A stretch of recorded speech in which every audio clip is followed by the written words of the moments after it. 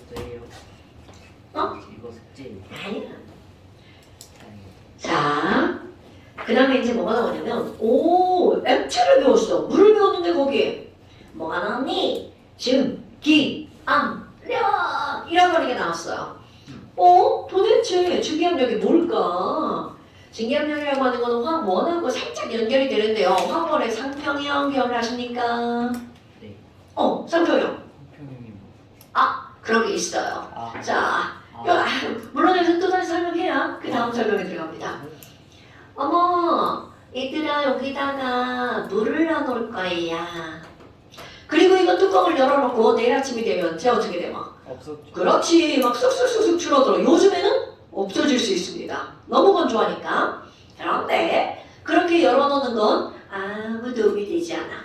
와, 뚜껑을 닫아보자. 자, 이렇게 뚜껑을 닫습니다. 그리고 나서 얘네들을 눈으로는 안 보이니까 상상을 하는 거죠. 어머, 여기 액체 표면이 있잖아요. 그럼 여기 액체 표면에 있는 물 분자들은 자, 속에 있는 물 분자가 막 당기지만 얘가 막 운동을 하니까 어떻게 되는 거야? 위로. 날아갈 거야 라고 하는 거, 즉 물이라고 하는 것은 그 표면에서 수증기로 증발을 하죠. 그런데 이들이 증발하는 화살표의 개수를 뭐라고 표현할 거니? 증발 속도라고 표현할 거예요.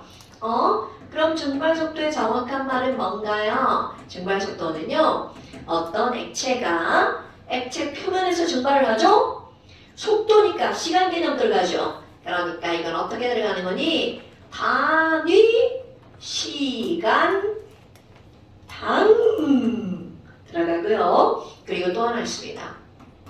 단위 면적에서, 그러니까 얘네들의 증발 속도를 계산할 때는 액체 표면의 면적을 다 어떻게 하는 거야? 똑같이 하고 계산해야 되겠죠. 단위 면적에서 증발하는 분자의 개수, 몰수, 이것을 우리는 뭐라고 하는 거냐면 증발 속도라고 표현합니다. 그런데 지금 여기서 선생은 증발 속도를 5개로 표현했죠. 그러면 저 위에 수증기가 늘어나겠죠. 그런데 이런 수증기가 막 돌아다니다 보면 나 자유로워. 그런데 이렇게 돌아다니다 보면 자기가 가지고 있는 에너지를 잃어버리죠. 그러니까 얘네들이 뭐라고 그래? 나 힘들어. 다시 물속으로 들어갈 거야. 자, 이런 걸 우리는 뭐라고 부르는 거니? 응축 또는 응열이라고 부르죠. 여기서는 응축이라고 부를게요. 어머나. 그러면 지금 처음을 봐봐. 수증기가 조금밖에 없어지니까 응축되는 속도 화살표를 하나로 그렸단 말이죠. 그럼 알짜 증발량 4개네요. 그러니까 수증기량이 또 나겠죠. 그러면 그 중에 또 다른 수증기가 나 또 물도 들어가야지 이렇게 응축이 되겠죠. 어머나, 그러면 얘네들은 내가 지금 말하는 걸 그래프로 한번 그려볼까요? 속도. 그럼 증발 속도는 하나, 둘, 셋, 넷, 다섯.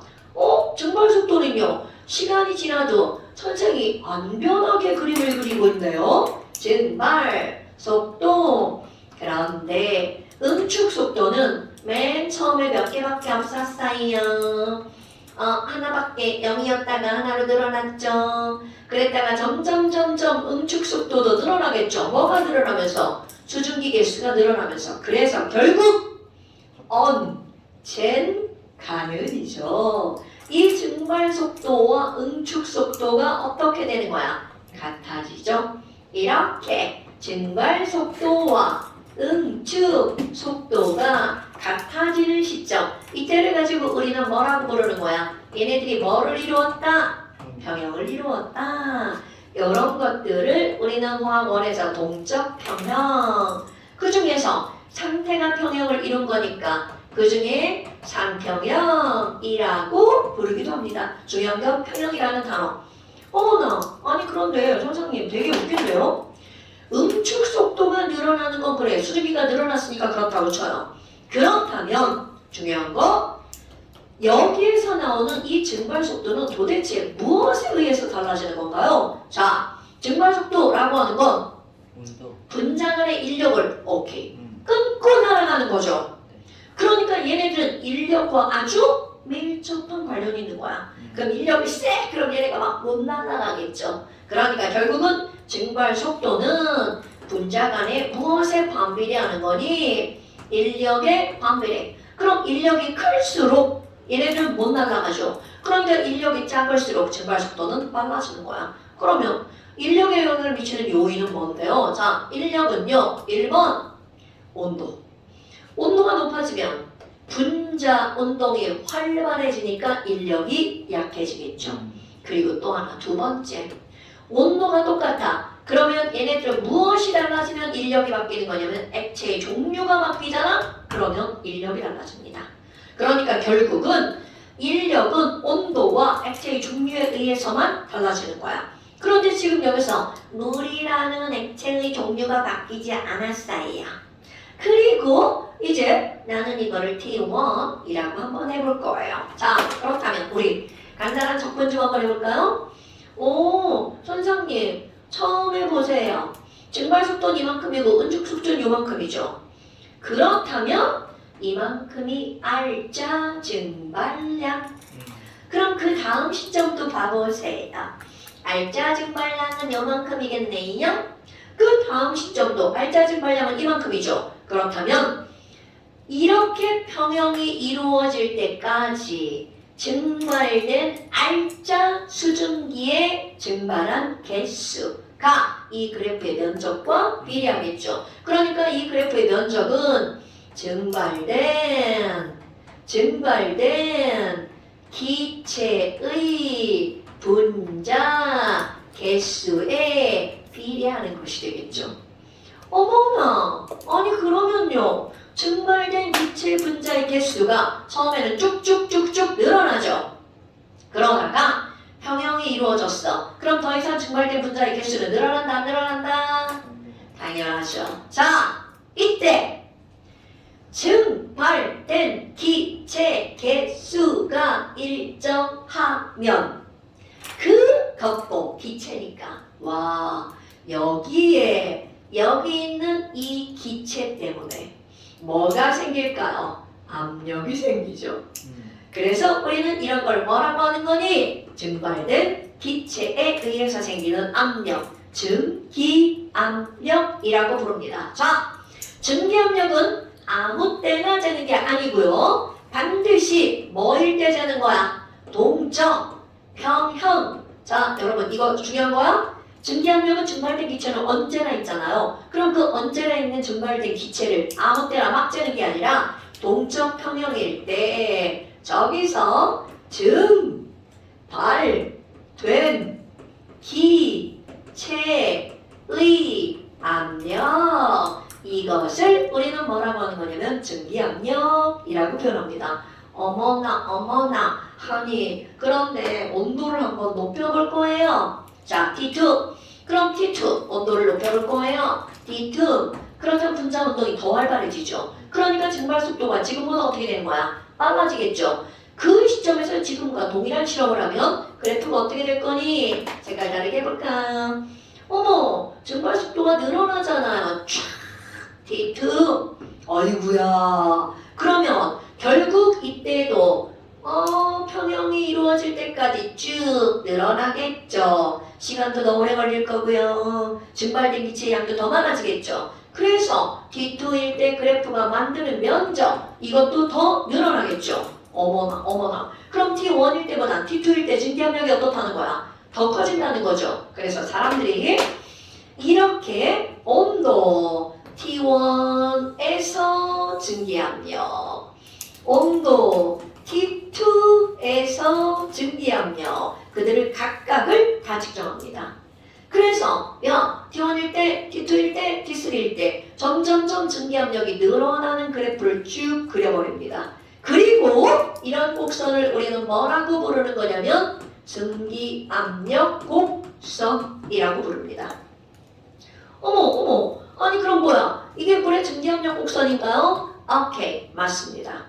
그렇다면 이거를 가지고 우리가 도대체 무엇을 알아낼 거니? 바로 끓는다라고 하는 것에 대해서 정의를 한번 해볼 거야. 우리가 예전에는 야 끓는 게 뭐야? 라고 하면 자 우리 질문해볼까? 김어마 끓는 게 뭐야? 물이 끓고 있어 를 네가 알고 있는 거 뭐라고 말할 거야? 기체가 기체. 그렇지. 그 다음 액체가 기체가 되는 거 여기 있는 물도 아마 기체가 되는데 끓는 건가? 내부에서 기포가 막 발생하죠. 아마 너네들이 초등학교 중학교 때 그렇게 배울 거야. 끓는다는 건 액체 내부에 있던 기포가 밖으로 빠져나가는 거야. 만약에 이게 끓는 점이 아니면 너네 이게 라면 끓일 때죠. 여기서 막 가열을 하잖아. 가열을 하니까 여기서 막 기포가 만들어지죠. 근데 기포가 만들어지는 원리는 별게 아니야. 여기 열원에 가까이 있는 분자가 막 운동을 한단 말이야. 그 움직이는 공간이 넓어지니까 마치 우리 눈에 뭐로 보이는 거야? 기체로 보이는 거야. 근데 막 얘가 이제 올라와. 그럼 열원에서 멀어지지. 근데 이 올라오는데 올라왔어. 열원에서 멀어지는데 이 위에 있는 물이 누르죠. 그럼 올라오다 어떻게 돼? 뻥 터지죠. 끓이는 거 너네 관찰해보면 금방 나와요. 올라오다 뻥 터져요. 그럼 얘가 못 올라오니까 아직 끓고 있는 게 아니야. 그런데 이게 충분히 커졌어. 그럼 충분히 커지면 올라오는 동안까지 기포로 나와 있다가 얘가 뽕 하고 나가. 그거를 우리는 끓음이라고 한다 라고 중학교, 초등학교 때 배웁니다.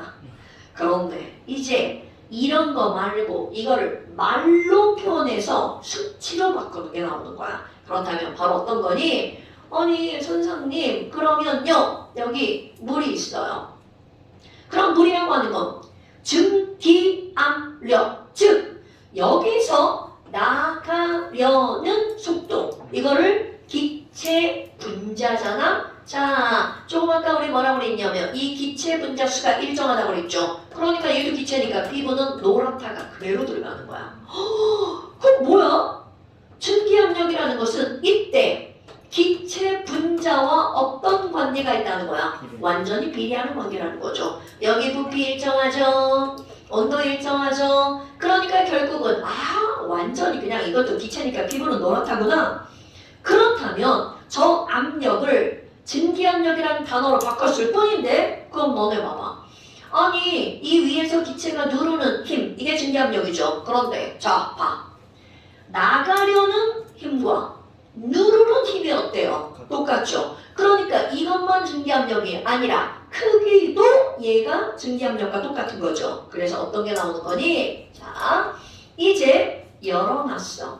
아니 지금 T1인데 야 얘가 나가는 증기압력이 지금 4개야. 그런데 열어놨으니까 바깥쪽에는 뭐가 있어요?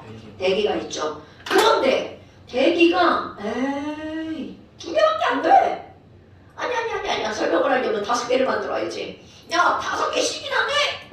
그러면 여러분 얘는 누르는 게 5개인데 나가는 게 4개밖에 안 돼. 그럼 이들은 끓을 수 있다 없다? 끓을 수 없다. 그럼 얘네들이 끌어나가게 하려면 대기압과 나가려는 힘이 최소한은 어때야 돼? 같아야 되겠죠. 자, 나가려는 힘 정확하게 이것들의 뭐라고 부르는 거야? 증기압력. 그렇다면 이거를 끓이려면 얘를 가열할 거야. 그래서 최소 몇 개의 화살표를 만들어야 돼? 5개. 오케이. 그럼 이렇게 얘네들을 가열해서 증기압력과 대기압이 같아지면 끓습니다. 근데 선생님 불이 없어요. 끓일 수가 없어요. 자, 그러면 또 하나의 방법이죠. 여기 있는 하얀 화살표를 그대로 둔 채로 대기압을 그렇지. 그러니까 어떤 액체를 끓이는 방법은 2가지인 거야. 가열해서 증기압력을 대기압에 맞추는 방법. 또 하나는 대기를 낮춰서 증기압력과 대기압을 같게 만드는 방법. 자 이거는 시험 문제는 안 나오지만 자 끓이는 방법이 뭐야? 라고 하면 1번 가열해서 자 중요한 단어 그 증기압력을 무엇과 같도록 만드는 거야? 대기압과 각도로 만드는 방법. 그 다음에 두 번째, 이번에는 뭐를 제거해서 대기를 제거하죠. 그러면 대기압을 낮춰서 증기압과 뭐를 각도로 만드는 방법? 대기압과 각도로 만드는 방법이야. 자, 여기서 답이 나오네요. 아니 선생님, 그럼 뭐예요? 끓이려면 가열을 하든 대기압을 낮추든 결국은 이 둘이 어때야 된다는 거야? 같아야 된다는 거죠. 자, 그래서 니네들이 오늘 외워야 할 단어가 나옵니다. 끓는 점이라는 단어가 바로 어떤 의미를 갖고 있는 거니? 끓는 점, 끓는 온도예요. 우리 당연히 그렇게 알고 있잖아요. 그런데 끓는 온도라고 하는 것은 바로 자, 그렇죠. 굿잡! 액체의 증기압력과 무엇이 같아지는? 그렇지! 자, 액체의 증기압력과 대기압이 같을 때 그때의 온도를 우리는 뭐라고 부른다고요? 끓는 점이라고 부른다고요. 자, 이거 외울 겁니다. 끓는 점은 물은 100도씨죠? 그럼 그 100도씨는 도대체 뭐니? 아니 선생님, 그럼 이거 봐봐요. 이 말장난 또 한번 해볼까요? 자, 여러분, 말장난. 액체의 증기압력과 대기압이 같을 때는입니다. 그때 온도를 뭐라고 부른다고요? 끓는 점이야 라고 불렀죠. 이 그래프를 말장난으로 가로 세로를 말을 바꿔버릴 거야. 액체의 증기압력과 대기압이 같을 때의 온도를 뭐라고 부른다고요? 끓는 점. 그럼 우리는 조금 아까 이 그래프를 온도에 따른 증기압력 그래프라고 그랬죠. 근데 말을 바꿔서 주황색 읽어볼까? 대기압에 따른 끓는 점 그래프로 그래프가 둔갑하는 겁니다. 자, 대기압에 따른 끓는 점 그래프 와후. 그러면 이 곡선상에 있는 모든 온도는 끓는 점에 해당하는 온도라는 뜻이야. 어머, 이상하잖아요. 선생님, 우리는 물에 끓는 점은 100도씨로 정해져 있잖아요. 그런데 이 말에 따르면 끓는 점이 꼭 100도씨는 아니라는 거죠. 물은 20도씨에서도 끓을 수 있다는 거죠. 100도씨에서 끓었어. 그럼 그게 바로 무슨 말이니? 그렇지! 누군가가 야, 물을 끓는 점이 20도씨야 라고 말했어. 이건 어디 저기 아까 쟤네들한테 말해봐. 그러면 저 형 미쳤나봐. 그럴 거란 말이죠. 그런데 이제 우리는 물에 끓는 점이 100도씨라고 말하는 거 바로 액체의 증기압력이 대기압과 같은데 이것에 뭔가 기준점이 있어야 되잖아요. 그러니까 우리는 바로 기준점 대기압이 몇 기압일 때? 1기압일 때 그러니까 액체의 증기압력이 몇 기압일 때 그때의 끓는 점을 우리는 모든 사람이 다 아는 끓는 점 이런 걸 표준 끓는 점 또는 기준 끓는 점이라고 부른답니다. 와, 우리 기준 끓는 점 한번 여기다가 표시해볼까? 자, 이게 물이야. 여기 1기압이야. 그럼 대기압이 1기압일 때 쭉 갔어. 그럼 이때의 온도가 몇 도씨라는 거야? 100도씨라는 거죠. 그래서 우리 왜 그 시중에 인터넷에 이제 네이버 검색하면 진공용기 이런 거 나옵니다. 그럼 뭐를 막 이렇게 눌러가지고 공기를 다 뽑아내는 거야. 그거 아마 초등학교 때 이런 데 좀 해보지 않았을까요? 마시멜로. 맞아요. 초코파이 같은 거. 이런 한 얼마나 한 요만한 통? 가방 용기. 맞아요. 요만한 통에다 이렇게 뭐 있어가지고 막 계속 누르면 막 공기 빠져나가죠. 그럼 여기다 이제 초코파이 봉지 이렇게 넣어놨어요. 봉지가 막 빵빵해지죠. 빵빵해지다가 나중에 되면 뽕 터져버리죠. 그럼 막 그 안에 있는 초코파이도 막 부서져가지고 막 푹 터져 있단 말이야. 그러니까 이런 것들에다 물을 넣으면 100도씨가 아니어도 끓는다는 거죠. 그러니까 만약 그걸 해봐. 얘가 몇 개까지 낮추는지 나도 모르겠어. 근데 상온에 물을 더 놨어. 그럼 막 이렇게 하다 보면 물이 어떻게 된다는 거야? 끓는다는 거죠. 그런데 그 끓고 있는 물에다 손가락을 넣어도 뜨겁지 않다는 거죠. 그러니까 그런 거 시험을 할 때는 유리컵에다가 물을 넣어놓고 온도계를 하나 여기다 넣고 얘를 시험을 하는 거야. 그럼 이제 끓어오를 때 온도를 보면 100도씨보다 훨씬 더 낮은 온도에서 끓는다는 거죠. 그러면 그 라면 넣어도 안 못 먹어, 못 먹어, 못 먹어. 생각해서 그래서 너네 그런 거 있잖아. 에베레스트 산에 가잖아. 끓는 점에 76도까지 떨어진대. 그럼 그 물을 끓고 있지만 뜨겁긴 하지만 라면이 익을 정도는 아니라는 거죠. 그래서 그때 가져가는 라면은 특수라면. 특수 제작한 라면을 가지고 간대. 76도씨에서도 걔가 부를 수 있게. 면이 얇지 않을까? 왠지 여러 가지 조작을 해서 갖고 간다고 하더라고요. 내 맛은 없을 것 같죠? 아니 그럼 뭐야? 이런 것들이야. 자, 그럼 내가 여기다 물을 이렇게 썼어. 야, 어떤 액체 A. 얘 봐봐. A의 증기압력 곡선이야. 그런데 A를 보니까 자 이제 비교할 거 나옵니다. 와, 같은 온도인데 물과 A 증기압력이 누가 더 커? A. 자, 그럼 봐. 증기압력이 물보다 A가 커. 헐. 그럼 이 말은 무슨 얘기야? A가 잘 날아갔다는 거죠. 많이 날아갔죠. 그럼 잘 날아간다는 건 잡아당기는 힘이 약하다는 거죠. 그러니까 결국 무슨 말이니? 증기압력이 크다는 것은 분자 간의 인력이 작다. 그렇지 이렇게 나오는 거야. 그럼 이들의 기준 끓는 점은 인력이 약한 놈이 어떻다고요? 더 낮아야겠죠. 그러니까 결국은 우리는 이 그래프를 통해서 물어보는 게 바로 뭐니? 이들의 끓는 점에 대해서 물어보는 겁니다. 그럼 증기압력이 클수록 증발 속도가 빠른 거고요. 분자 간 인력은 약한 거죠. 그러니까 끓는 점이 낮은 거죠. 됐나요 여러분? 우리는 여기에서는 전부 다 이것을 묻는 거야. 증기압력과 그들의 분자 간의 인력과의 관계를 묻는 문제가 전부 다 나옵니다. 오케이? 그래서 지금 여기는 사실 이거하고 연결돼서 계속 설명을 해야 되는데 이놈의 교재들이 교육과정 여기서 끊어버렸어. 그리고 뒤에 가서 나옵니다. 그럼 뭐 어떻게? 우리 그렇게 끊어버려야죠. 그래서 결국 뭐가 나오는 거니? 여러 것들이 나오죠. 뒤에 문제는 없을걸요? 내가 문제를 다 빼버렸어요. 예전에 이게 이제 실제로 고등학생들 대상으로 나온 문제라서 어려운 문제들이 막 쭉쭉쭉 들어가 있는데 그냥 다 빼버렸어요. 요즘에는 고등학생들은 잘 안 들어요. 중학생들이 수업을 많이 듣죠. 되게 신기하죠.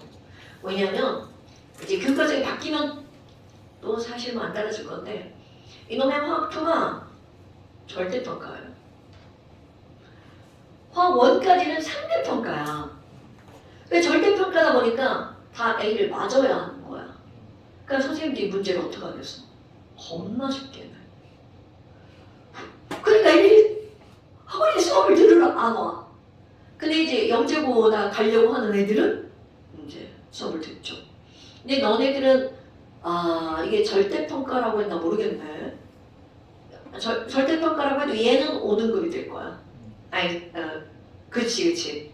근데 이제 그냥 패스인지 아닐지. 근데 얘는 패스가 아닐 것 같아. 화학2는.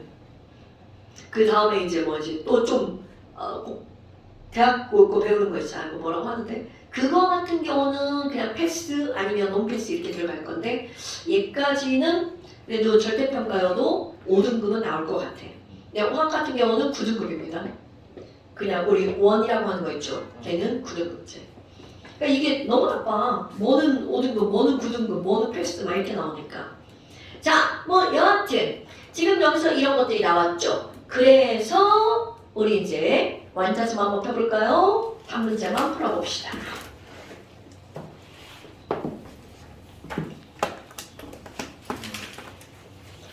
자, 일단 60페이지 숙제고요. 완자 60페이지 숙제. 완자 60페이지 숙제. 자, 그리고 넘어가서 67, 68까지 숙제. 네, 더 나올 거야. 67, 68도 숙제. 자, 그런데 67페이지에 10번 문제 봅시다. 그 68페이지 고체 나와. 고체 전까지. 고체는 아니야. 고체 전까지지 당연히. 근데 오늘 고체 다 나갈걸요? 자, 67페이지 10번 문제 보세요. 여러분이 먼저 한번 풀어보실래요?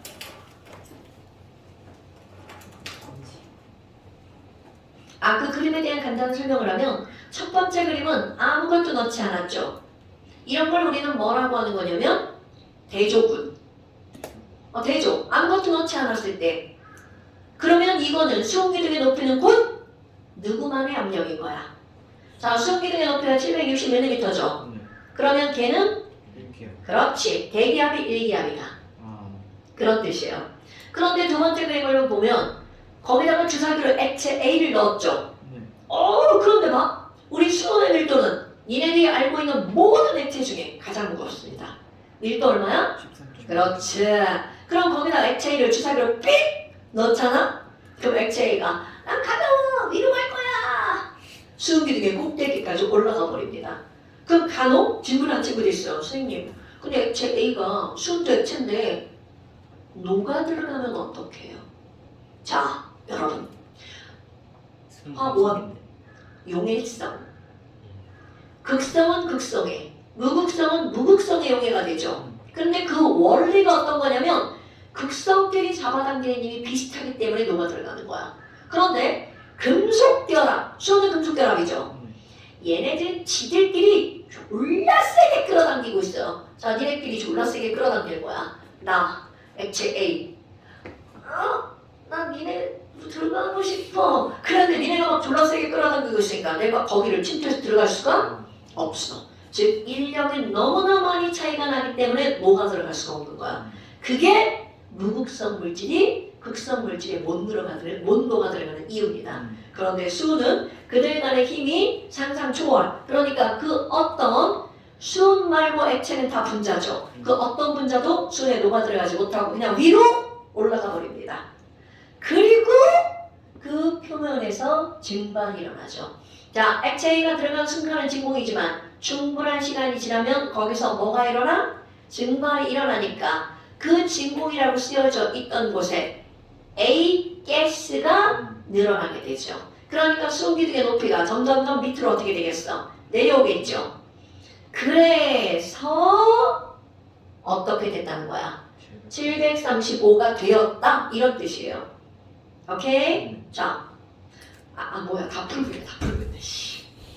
자, 그러면 두 번째 그림을 통해서 그 위에 있는 A 가스의 증기 압력을 측정할 수 있죠. 얼마인가요, 여러분? 25. 그렇지, 굿잡. 뭐야 이거? 그럼 B 가스의 증기 압력도 측정할 수 있죠. 네. 얼마인가요? 545. 똑같은 해석이죠. 그럼 B는 545. 45. 계산입니다. 오, 그럼 이거는 증기압력은 누가 더 크다고요? B가 더 크죠. 그럼 분자간 인력은 누가 더 크다고요? 해석? B.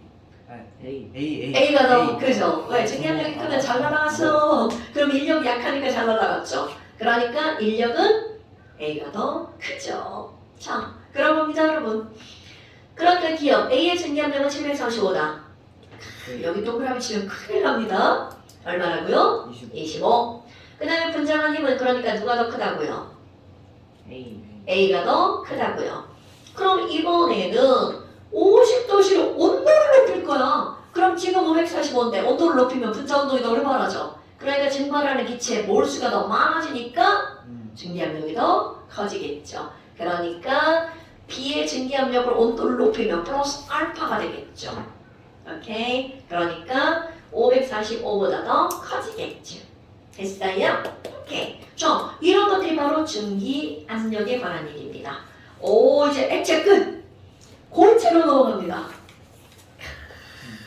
고체로 넘어갑니다. 자, 그래서 이제 핑크북 20페이지. 한편으로 넘어가요. 그 넘어가. 뒤에가 3편형이 한 단원이 나와. 안 돼. 화학 시험을 쳤는데 거기 문제 저 그래프가 있는데 그걸 못 풀어가지고 아 진짜? 그 금요일에 가서 다시 풀어야 돼요. 정말? 그래서 그럼 먼저 설명해 줄까? 아니 괜찮아. 하나도 안 어려워. 알고 나면 별게 아닌데 모르면 어려운 거야. 먼저 할게. 상관없어. 나이스. 이런 거 왜냐면 순서는 어차피 내가 아까 얘기했잖아. 이게 연결해서 쭉 설명이 돼야 되는데 이렇게 끊어버린 거야. 제가 그때 시간이 없어서 시험을 다 못 쳐가지고 다음 주에 다시 가서 또 풀어야 되는데 아, 이 문제를 그러면 이제 풀 수 있어요. 당연하죠. 어렵잖아요. 풀었던 거야. 그 재윤이가 쳤던 시험지예요. 그거 그 2번 빼고는 괜찮던데. 니네 화학투를 좀 배웠다고? 아니 아니요, 화학투를 화학 원 정과정 시험인데 아니 화원 정까지가 시험인데 그걸 왜 내는 거야? 모르겠어요. 그 얘네가 특목관이라 가지고 나는 그런 건 이해가 안 되는데 가르친 걸 해야지. 아니 막 안 배우고 가지고. 자 이거 37페이지 핑크북 37페이지고요. 완자로는 이게 완자가 뒤에 따로 단원이 있어.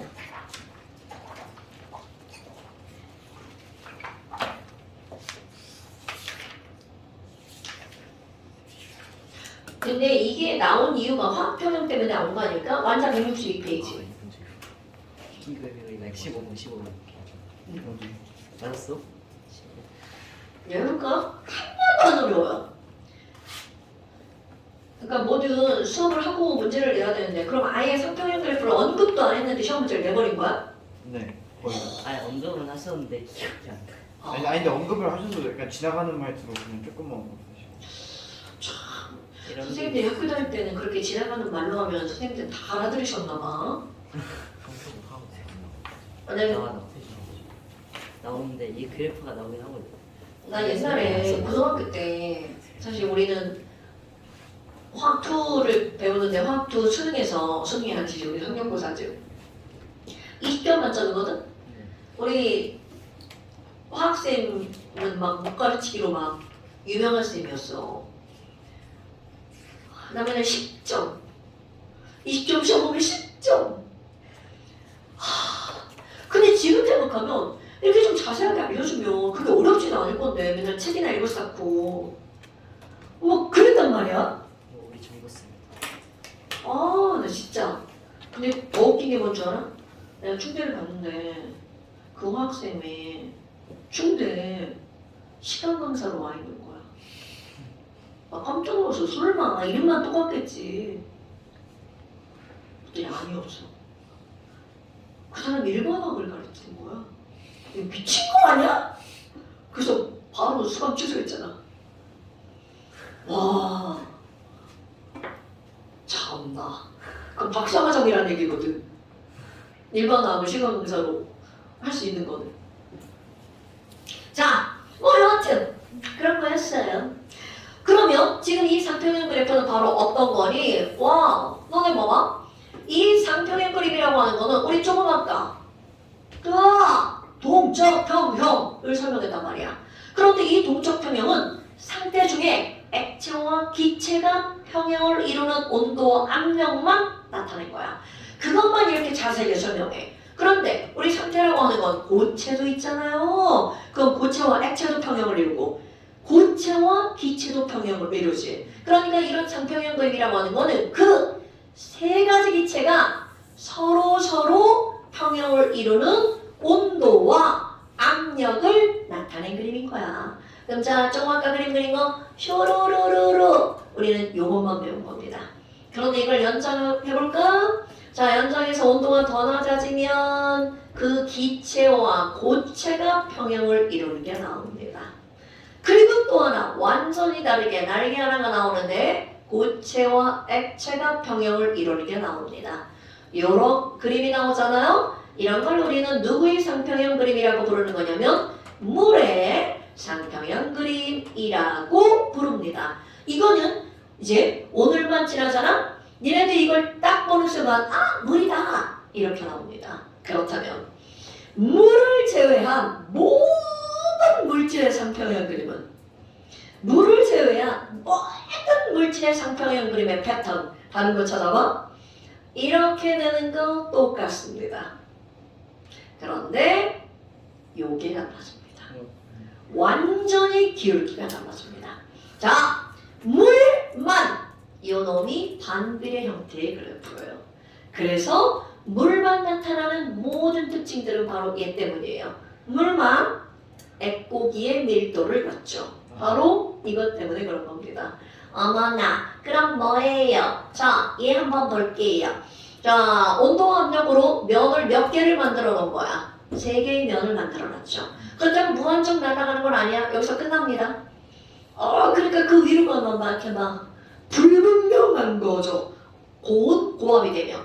자, 여기 온도가 가장 낮은 쪽에만 있는 여기가 무슨 상태? 고체 상태. 고체 상태. 얼음이에요. 그럼 여기는 가운데니까 물이에요. 그리고 쭉 아주 넓은 온도 범위를 갖는 이런 것들이죠. 이런 게 바로 수, 즌, 기체가 되겠죠. 그럼 여기도 똑같아요.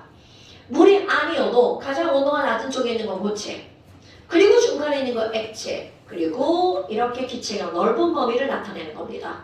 와우, 그럼 뭐야? 지금 여기 있는 얘네들, 자, 내가 여기를 T점, 여기를 A점, 여기를 B, 여기를 C라고 한번 해볼까요?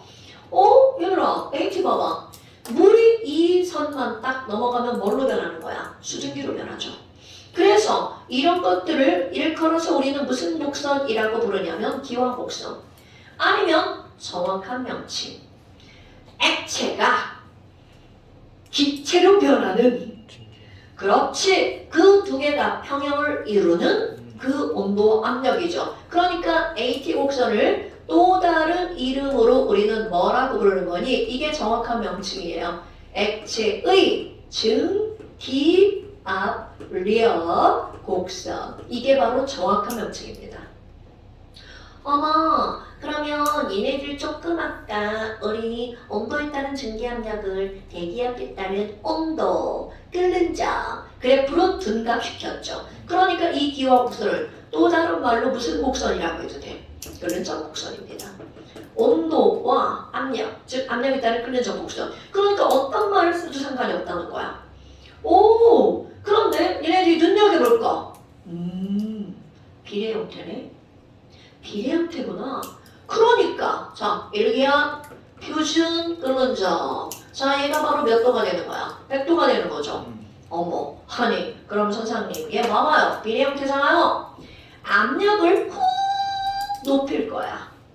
그랬더니만 끓는 점이 같이 높아지죠. 그럼 이런 걸 설명하는 게 바로 뭐가 있니? 자, 여러분, 너네 압력밥솥 알아요?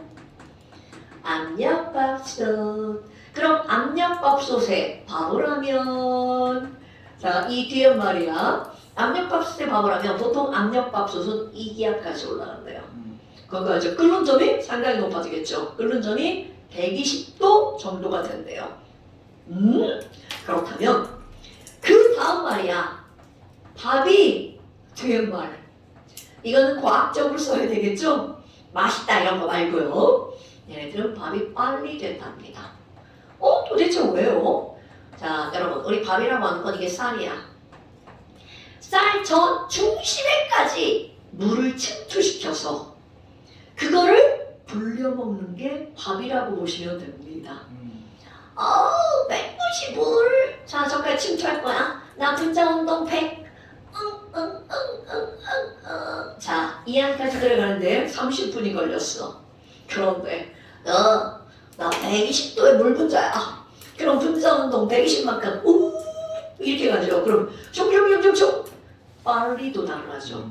그러니까 물의 온도가 높아지는 거죠. 그렇다면 이들이 분자운동이 활발해지기 때문에 내부까지 도달하는 데 시간이 짧아지죠. 그래서 밥이 빨리 된다. 그러니까 압력솥 사용하면 좋죠. 근데 또 거기다가 그럼 밥도 맛있어요질 않아요. 근데 사실은 이거는 내가 물리적으로만 설명한 거고요. 그 뜨거운 물이 들어가면서 그 안에서 화학적 변화도 일어난대요. 그래서 이제 밥의 맛이 달라진다고 하더라고요. 근데 우리는 그런 건 절대 안 나옵니다. 그런 건 이제 뭐 기가나 식품 영양학이나 아니면 생화학이나 이런 데서 나오는 겁니다. 오호, 밥이 빵이 됐나? 그럼 반대로요. 아까 내가 에베레스트 산 얘기했잖아. 그럼 에베레스트 산에 가면 꼭대기 올라가면 압력이 낮아지죠. 그럼 압력이 낮아지니까 밥에 끓는 점, 물에 끓는 점이 낮아지겠죠. 그래서 거기 올라가면 76도까지 떨어진대요. 그러니까 결국은 높은 산에 올라가면 기압이 낮아지니까 그 뒤에 뭔지 알아요? 여러분? 높은 산에서 밥하면 그 뒤에 말 밥이 오! 굿잡! 밥이 맛있다? 맛이 없다. 맛없다. 정도를 넘어가서 이 설 읽는다는 게 무슨 말이냐면 아까 한 얘기 그대로야. 나 76도 막 들어가고 있는 거야. 근데 물 다 준 거 있어. 그러면 여기까지 들어가지 못하고 그러니까 안에는 쌀, 밖에는 밥. 그게 설 읽는 거야. 저거 맛 오묘합니다. 오묘합니다. 그래서 옛날에 3층 방 아니에요. 밑에는 타고 위에는 맞습니다. 맞습니다. 그래서 되도록이면 막 불을 약한 불로 오랫동안 가열하는 거야. 그럼 밑에는 타고 가운데는 밥이고 위에는 설 있고 밑에는 완전 다 눌러붙어요. 맞아. 가운데는 그럭저럭. 그래서 옛날에 이제 요즘은 어디 산에 가서 밥 못하게 되어 있잖아. 우리 때는 너 뭐라고 하는데? 캠프 가자 이렇게 말 안 하는데 수학여행 야유회. 근데 가가지고 요즘에는 다 금지야. 밥 못합니다. 근데 그때는 다 코펠 들고 막 버너 들고 가가지고 막 거기서 막 물고기 잡아가지고 막 끓여 먹고 막 그랬단 말이야. 진짜 그랬어요. 그러면 밥을 하면 밥이 꼭 옅다리로 되는 거야. 그래서 거기다가 뭐 올려놓을 것 같아. 그렇지, 돌멩이. 근데 문제는 뭐죠? 가져간 그 냄비, 코펠이라고 막 다 찌그러졌어. 돌멩이 올려놓나 만화가 되는 거죠. 그러면 지금 같으면 압력솥을 통째로 들고 가면 되지. 그러면 아무리 높은 산에 가도 압력밥솥이니까 압력이 높아지잖아. 그러니까 밥이 되겠지. 너는 전기를 꽂는 압력밥솥 말고 그래 그거 가스레인지다 올려놓는 거 있잖아. 그거 들고 가야지. 저는 그냥 뭐 이런 거는 여담이고요. 그런데 진짜로 이렇게 되는 이유가 압력이 낮아지면 보일링 포인트도 낮아지기 때문에 이런 일이 벌어진다는 거죠. 오케이? 자, 그럼 여기 있는 이 BT 곡선은 바로 어떤 거니? 얼음이 요 선만 딱 넘어가면 물로 변합니다. 그럼 이 점, 0도시 이 점은 기준 어느 점? 와우! 그럼 이 상이 왜 이게 상평형 그림이니? 자, 너네 중1 과정에서 배운 거 어느 점, 얼고 있는 동안에는 물과 얼음이 공존하죠. 그런 걸 우리는 평형을 이룬다라고 표현하는 거야. 그러니까 얘네들은 융해, 곡선 또는 어느 점, 녹는 점, 곡선이라고 보면 되겠죠. 어머나 근데 선생님 얘 뭐나요? 반비례 형태랍니다. 스케이트 한번 볼까요? 여러분 나는 스케이트를 못하지만 스케이트를 타려면 얼음이 필요하잖아요. 그럼 얼음이 얼려 있어야 되니까 스케이트장에 가면 겁나 추울걸요. 자, 스케이트장의 온도 영하 5도라고 한번 해볼까요? 그럼 영하 5도에서는 얼음이야. 자, 그런데 이건 그냥 상식. 여러분, 얼음 자체가 미끄러울까요? 안 미끄럽습니다. 그렇지, 바로 그거야. 그러니까 스케이트를 딱 신었어. 그리고 딱 일어나는 순간 스케이트 밑에 있는 얼음이 막 이러겠죠. 왜? 날카로울수록 압력이 커지죠. 나의 몸무게를 막 누르고 있어. 그럼 압력이 쭉 올라가죠. 와우. 자, 저 면이 어떤 면으로 넘어가 버리는 거야? 물. 그러니까 내가 밟은 곳만 얼음이 녹아서 뭘로 변해? 물로 변한다. 그러니까 거기만 찍 미끄러지는 거야. 그런데 일단 지나가면 거기는 다시 얼어버리겠죠. 압력이 원상복귀 되니까. 오케이? 그러니까 여기에서 아니 BT 곡선으로 설명하는 게 바로 뭐니? 스케이트 날이 날카로울수록 잘 미끄러지는 거죠. 그래서 이 스케이트 하는 사람들, 타는 사람들은 그 날 가는 것도 다 돈 주고 갈죠. 본인이 못 가는데요.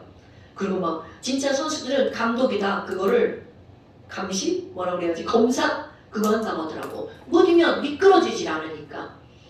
되게 신기한 일들이죠. 스케이트를 못하는 사람 입장에서는. 아이고 그러면 자 BT 곡선 그럼 BT 곡선은 반비례 곡선이니까 스케이트 왜 자꾸 초록색으로 쓰고 있어요? 이거 잘 보이시지 않는데 스케이트 날이 날, 가, 로, 울, 수, 로 잘 미끄러진다.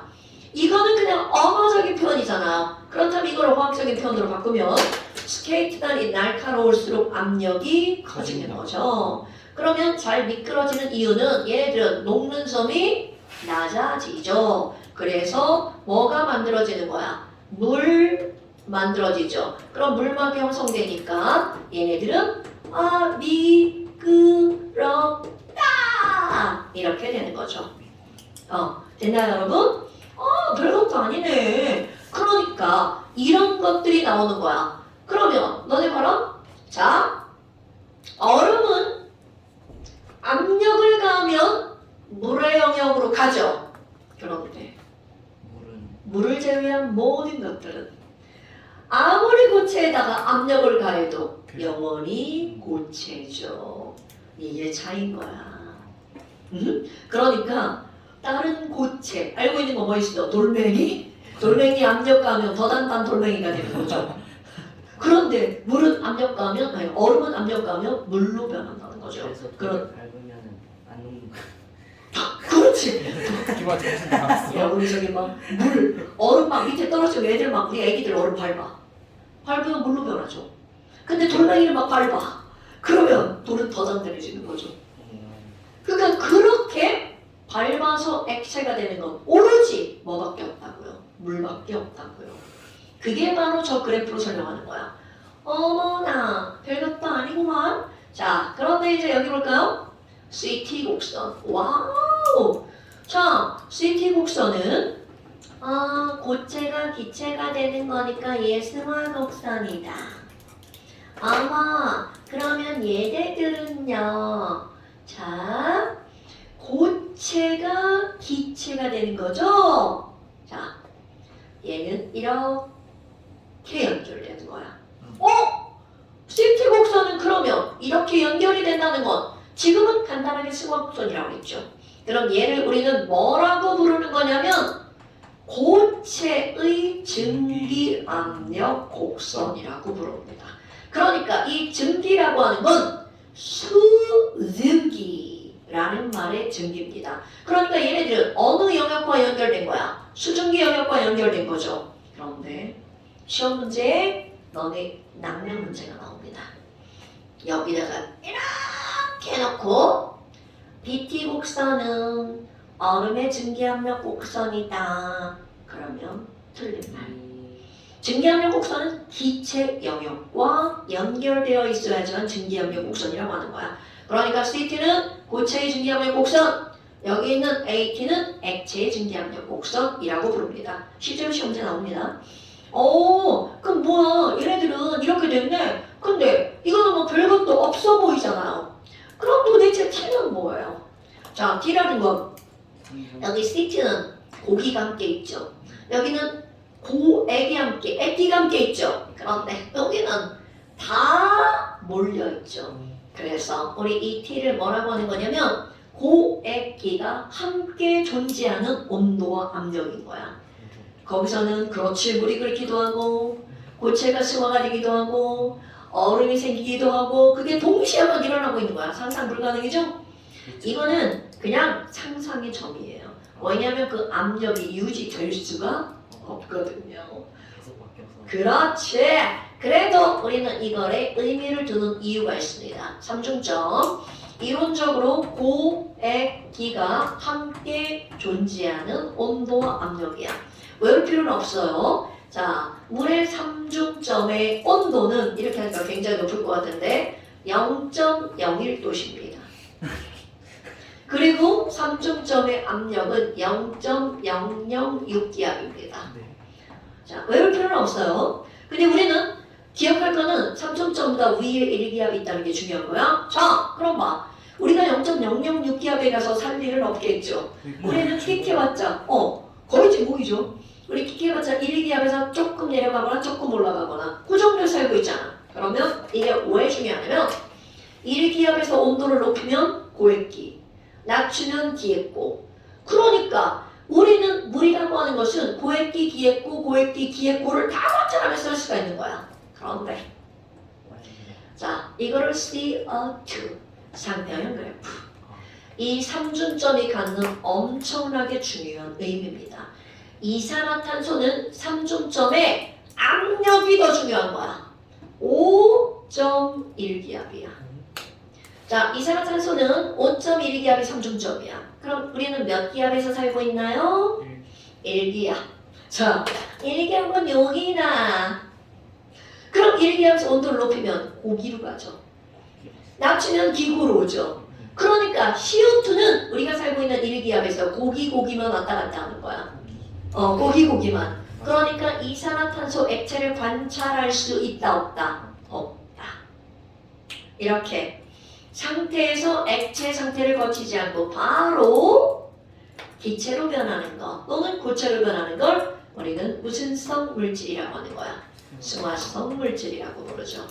그럼 승화성 물질은 삼중점과 밀접한 관련이 있는 거야. 그럼 삼중점이 1보다 위에 있으면 무조건 승화성 물질. 우리 중학교 때 그냥 외우잖아. 드라이아이스, 나프탈렌, 아이오딘 얘네들은 승화성 물질이라고 외워버리죠. 그런데 화학2 왜 걔네들이 삼중점 물질이 아니 승화성 물질인지. 그럼 승화성 물질은 삼중점이 뭐보다 높은 거야. 1기압보다 높은 물질. 그러면 얘네들은 왜 고체가 액체를 거치지 않고 바로 기체로 변하니? 승화성 물질은 인력이 매우 낮기 때문에 가열하면 조금만 거리가 멀어져야 되는데 그냥 휙 날아가 버리는 거야. 그러니까 우리 왜 이제 나같이 이제 부실한 애들은 조금만 밀면 휙 넘어지잖아요. 그거하고 똑같다고 생각하시면 됩니다. 이런 것들이 바로 너네들 성평행에서 나오는 거야. 알고 나면 아무것도 없죠. 근데 안 배우면 이게 뭔 개소리인가 이렇게 되는 거야. 그런데 너네 봐라. 어떤 게 있냐면 자 이런 걸 이용하는 것 중에 동결건조. 자꾸 초록색이 손에 잡히네. 자 동결건조. 선생님. 어. 근데 그 지구상에 존재하는 물질 중에 삼중점의 기압이 1기압이랑 제일 가까운 물질이고. 왜? 모르겠네. 그럼 뭐 인터넷 검색 한번 내 이놈한테 물어봐. 안 나올 것 같은데. 삼중점이 그래프가 저렇게 돼 있는 건 물밖에 없는 거예요. 이거 물밖에 없어. 자 봐. 내가 아까 말하고 있어. 이거 반비례 형태 삼중점 이 세 가지 상평형 그림 중에서 반비례 형태를 나타내는 건 오로지 물에 그것도 융의 곡선만. 그러니까 나머지 모든 것들은 여기 온도 압력은 다 다르겠지만 그래프가 다 비례 형태라는 거야. 그럼 이것 때문에 뭐가 나타나는 줄 알아? 자, 삼중점을 기준으로 이거보다 온도가 낮아. 기체죠? 그러면 얘네들은 압력을 가하면 고체가 됐다가 액체로 변하죠. 그럼 삼중점보다 온도가 높아. 기체가 액체로 변하죠. 그런데 얘는 완전 반대죠. 삼중점보다 온도가 낮은 상태에서 기체는 압력을 바꿔봤자 기고. 그런데 반대. 얘는 기액고가 되죠. 얘는 기고액. 얘는 기고. 아니 기액. 그런데 얘는 완전히 바뀌죠. 기액고로. 근데 사실 우리는 고에 기로 갈수록 부피가 커지잖아. 그러면 너네 봐봐. 당연히 기체에 압력 가면 부피가 액체로 짜가지고 다시 고체가 돼야 되잖아. 이게 기본인 거야. 물을 제외한 모든 물질. 그런데 물만 기액고가 된다는 거야. 아니야, 왜 자꾸 왜 이래? 기고액이 된다는 거죠. 물만. 그게 차이점인 거야. 그래서 이거 완자 문제에 나옵니다. 자, 완자.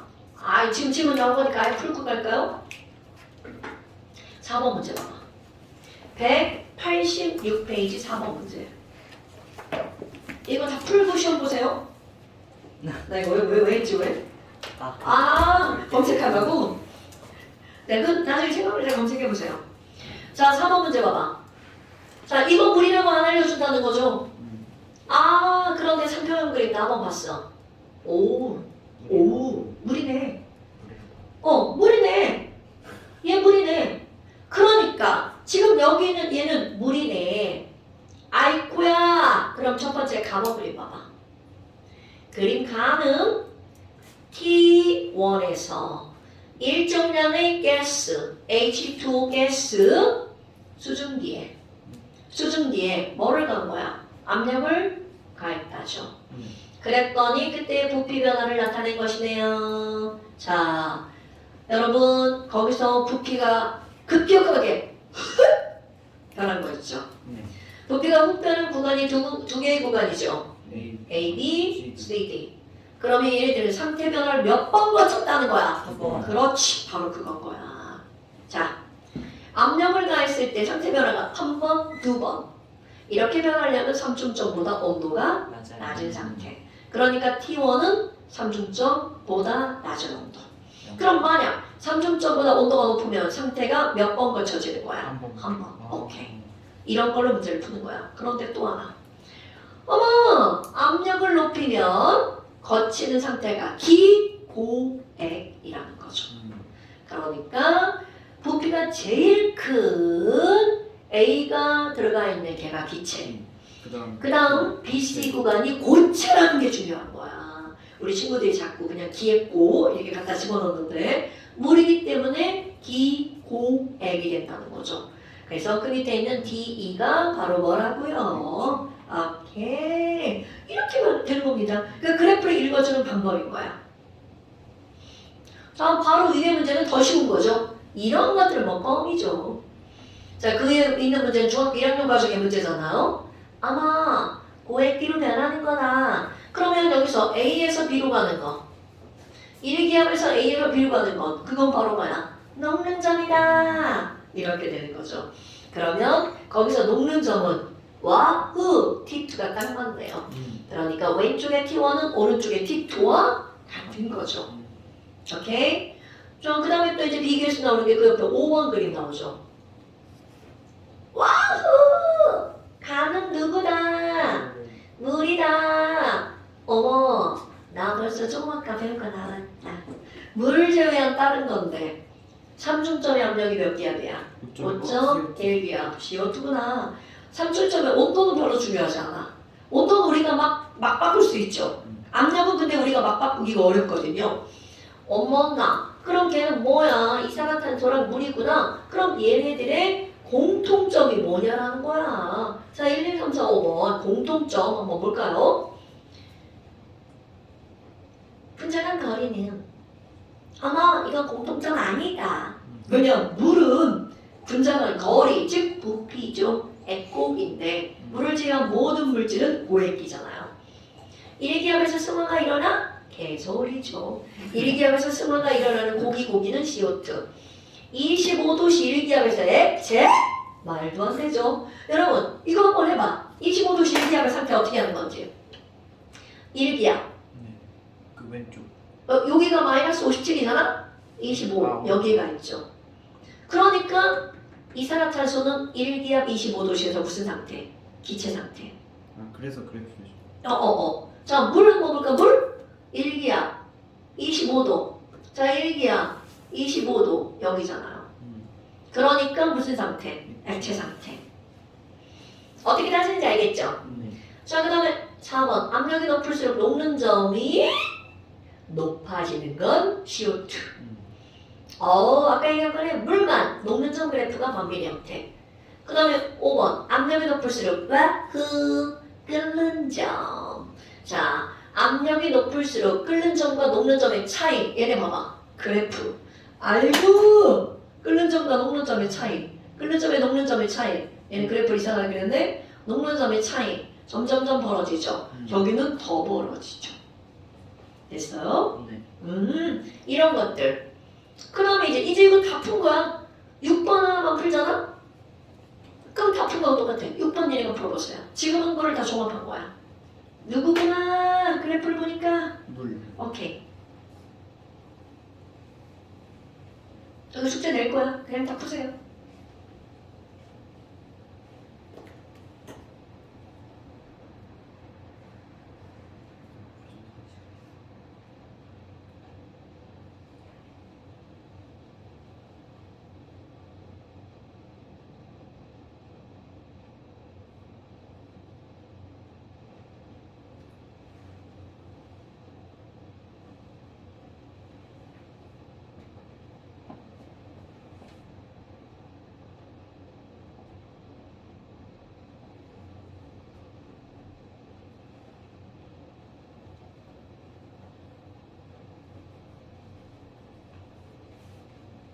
참 나도 책 읽지.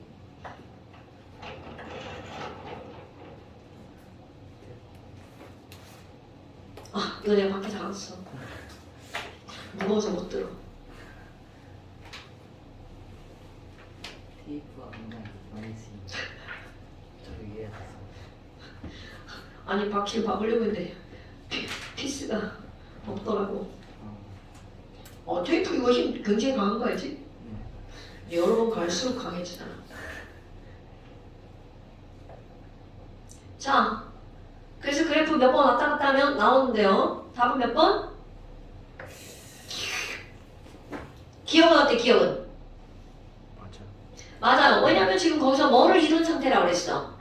자, 그림 문장 읽어볼까요? 가는 고정장치가 있는 진공인 실린더에다가 물질 X를 넣은 후에 압력 P1과 온도 T1에서의 액체와 기체가 평형을 이루고 있다라고 그랬죠. 그러니까 결국은 가는 상평형 상태니까 P1이 그때의 증기압력인 거죠. 그래서 기억 T1일 때 P1의 증기압력은 얼마라고요? P1이다. 아마 그러면 왼쪽 오른쪽 그래프에다가 P1 표시해봐요.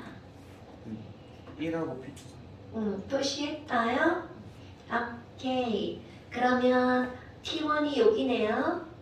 쭉 올라갔어요. 그럼 여기가 뭐가 되는 거야?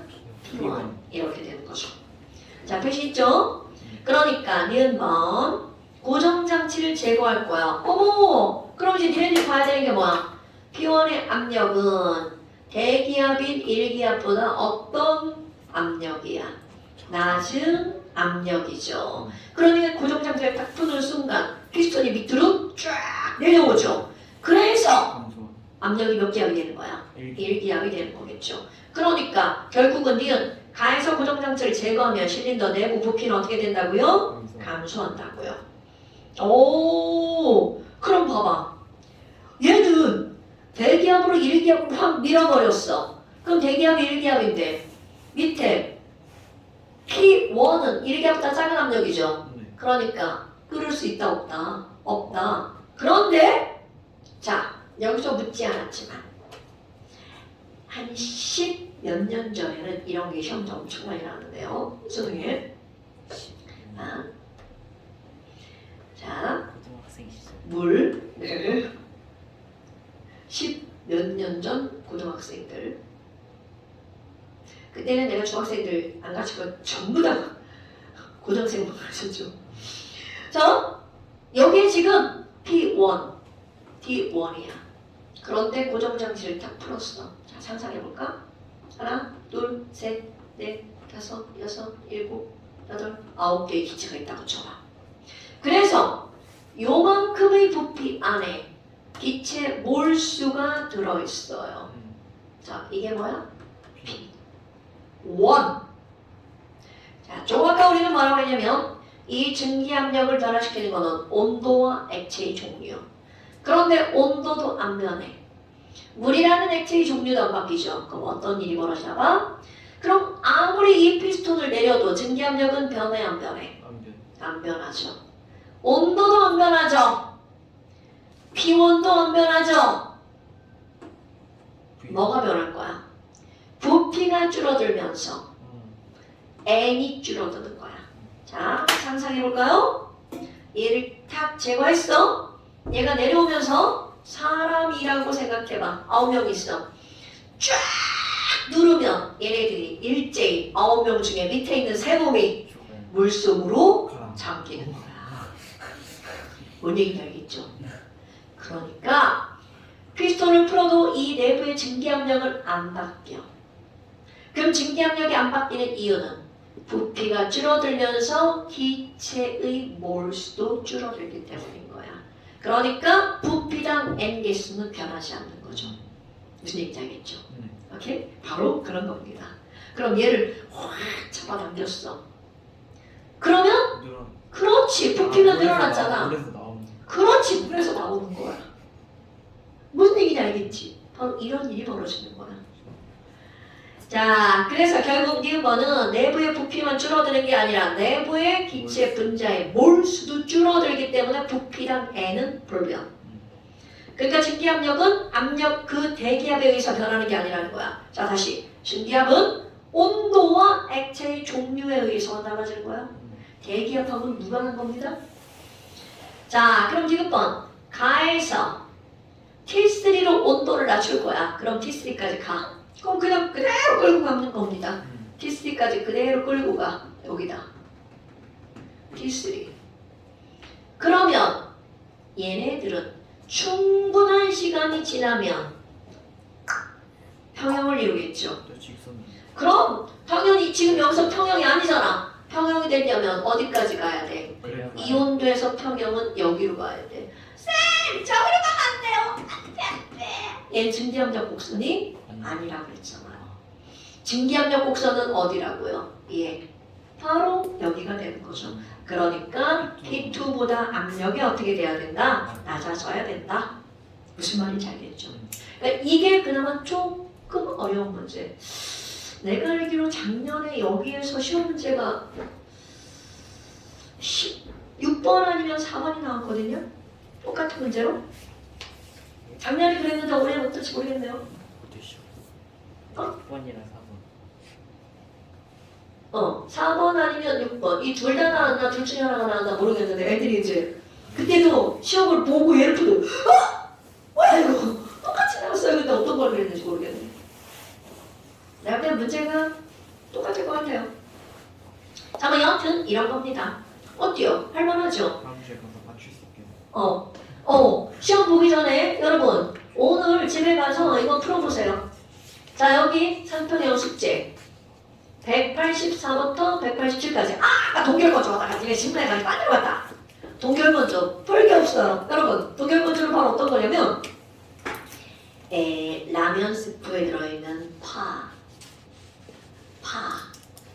라면 스프를 딱 뜯으면 거기 있는 파 어때? 막 이러고 있잖아.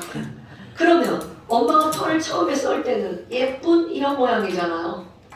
예쁜 이런 모양이잖아요. 그런데 그 안에 들어있는 파는 왜 있다고 하니? 자, 파가 중요한 게 아니라 파 안에 들어있는 물이 문제죠. 그럼 이 물을 제거하는 거야. 야, 나 파 여기 아주 쌩쌩해. 근데 이 물을 제거해서 얘를 빼짝 말린 거죠. 말리는 방법은 두 가지야. 얘를 가열해서 수증기로 만든다. 그런데 가열하면 파에 있는 영양소가 파괴. 그러니까 어떻게 하니? 일단 얼려. 그리고 압력을 확 줄여. 알려. 그렇지. 그럼 여기 있던 물이 얼었다가 동결. 그랬다가 뭐로 변해? 수증기. 건조가 된 거야. 이런 걸 동결 건조라고 하는 겁니다. 그러니까 동결 건조에는 두 가지 상태 변화가 들어가는 거죠. 바로 응고 그리고 승화. 오케이? 그래서 영양소를 그대로 유지하는 거야. 실제로 식품에 들어있는 이렇게 마른 파, 마른 버섯, 마른 마늘은 다 동결 건조시킨 겁니다. 이게 에너지가 돈이 덜 들어요.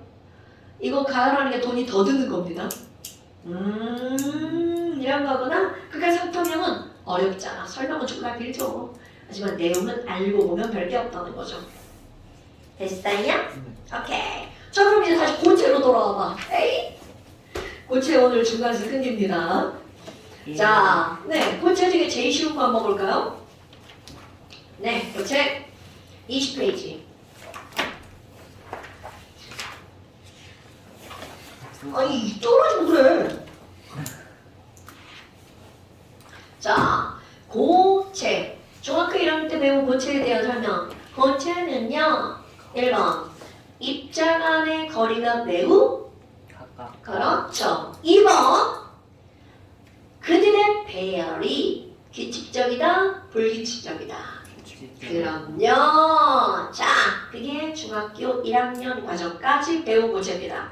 고체를 설명할 때 그들의 배열이 매우 매우 규칙적이라고 부르죠. 그런데 바로 어떤 게 나오니? 아니, 고체인데 있잖아요. 우리는 배열이 규칙, 그림이 미끄러져서 안 규칙이 되는데 어떡하지? 참, 한글을 써야겠네요. 규칙적. 그런데 이런 것들을 규칙적인 걸 고체는 고체인데 뭐라고 부르니? 이름. 결정. 오케이. 결정 영어로 뭐예요? 크리스탈. 크리스탈. 어디서 많이 들어봤죠? 크리스탈. 왜 반짝반짝해만 붙어있는 이런 크리스탈. 오케이. 근데 유리컵도 크리스탈 컵이 있어요. 이렇게 규칙적인 걸로 만든 거야. 졸라 비싸요. 그런데 졸라 잘 깨져요. 그 이유가 있죠. 그러면 내가 지금 이렇게 그림을 졸라 못 그리고 규칙적이라고 썼지만 너네들 이제 책에 있는 그림을 볼까요? 이게 맞는 자, 왼쪽 그림 겁나 규칙적이죠? 그런데 그렇게 육각형으로 되어 있는 게가 바로 유리 만드는 크리스탈입니다. 와우, 그리고 뭐라고 써있나요? 석영 SiO2가 규칙적으로 되어 있습니다. 그렇게 결정구조가 규칙적인 컵으로 만들어져 있는 게 크리스탈 컵. 그런데 일반적인 유리컵 있죠? 막 요즘 유리컵은 두꺼워야 얇아. 니네 집에 있는 유리컵 두꺼워? 얇아요. 얇아요. 괜히 크리스탈 아닙니다. 바로 그 오른쪽에 있는 배열이야. 와, 아니 배열이만 어디는 가깝고 어디는 멀고 지멋대로죠. 이렇게 배열이 불규칙한 배열. 이런 걸 우리는 뭐라고 하는 거냐면 안일 비자 비결정성 고체라고 부릅니다. 이게 우리가 알고 있는 석영으로 만든 유리입니다. 그런데 도대체 왜 유리를 이렇게 만들지? 자, 여러분. 아주 간단한, 아주 단순한 그런 특징이 숨어 있는데요. 결정성 고체는 배열이 규칙적이죠. 그럼 규칙적이라는 말은 입자 사이의 인력이 다 똑같다는 뜻입니다. 다 똑같아. 그럼 인력이 다 똑같으니까 녹는 온도가 다 똑같아. 그러니까 얘는 녹는 점이 일정합니다. 그런데 얘, 야 여긴 졸라 가까워. 녹는 점 높겠다. 그리고 인력이 강하겠다. 여긴 졸라 멀어. 녹는 점이 낮아. 인력이 매우 약해. 그럼 이렇게 생긴 애들은 니네들이 중학교 때 배우는 녹는 점 그래프, 가열 시간에 따른 온도, 올라가다가 어떤 온도에 도달하면 온도가 가열하는 데도 안 변하고 다 녹으면 올라가죠. 이게 일반적으로 녹는 점 그래프죠. 그런데 얘는 어떻게 되니? 가열하다가 나 여기 녹을 거야. 아이고 이렇게 됩니다. 그러니까 녹는 점이 일정하지 않다는 거죠. 오, 그런데 이걸 중학교 때 하잖아? 순물질 혼합물이야.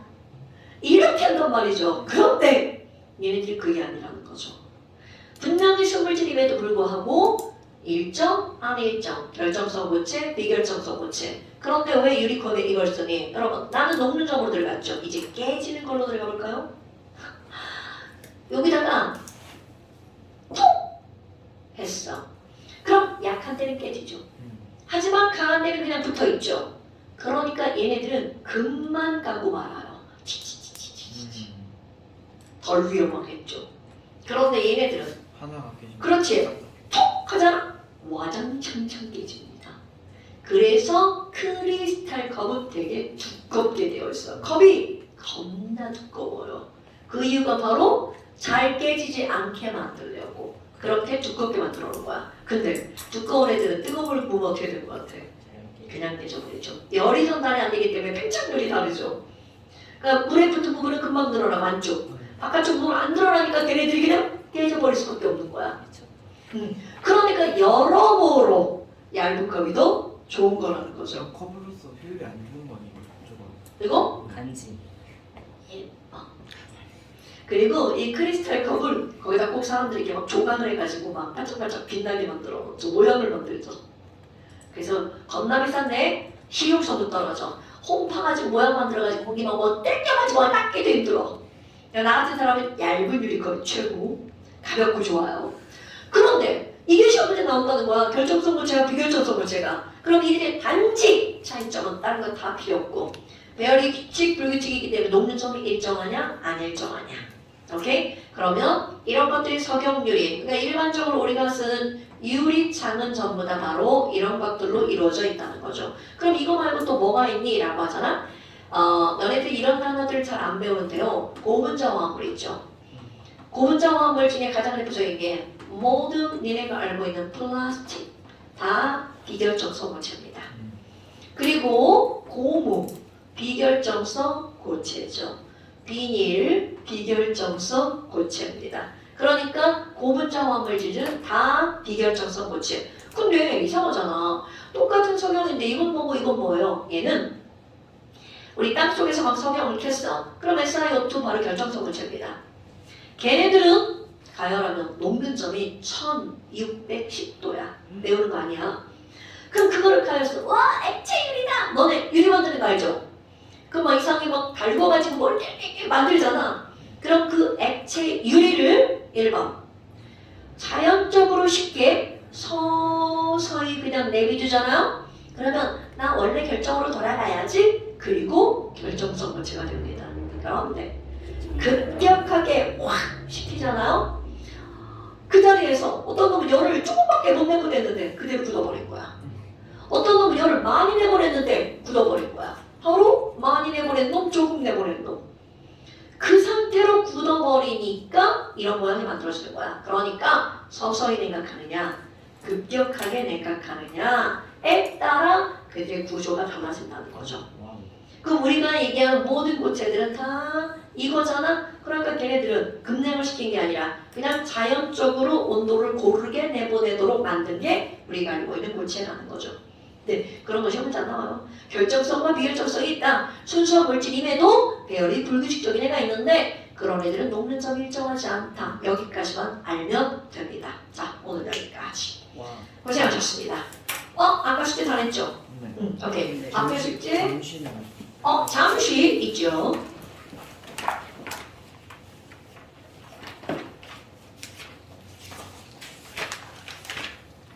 자, 잠시 여기 3페이지 전부 다라.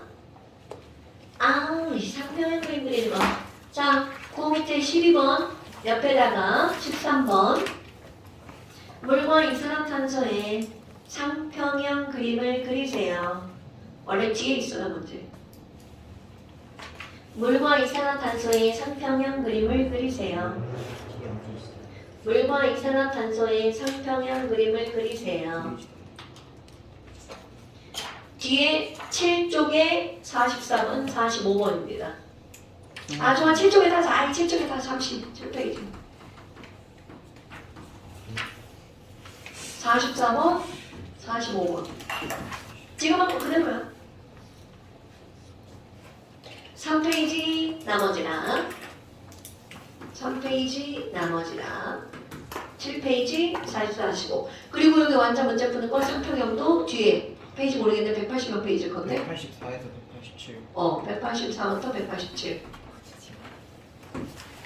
됐슈? 네. 오케이.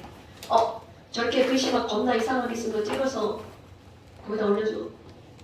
이제 안 해도 되죠? 네. 오케이. 오늘 여기까지. 고생하셨습니다.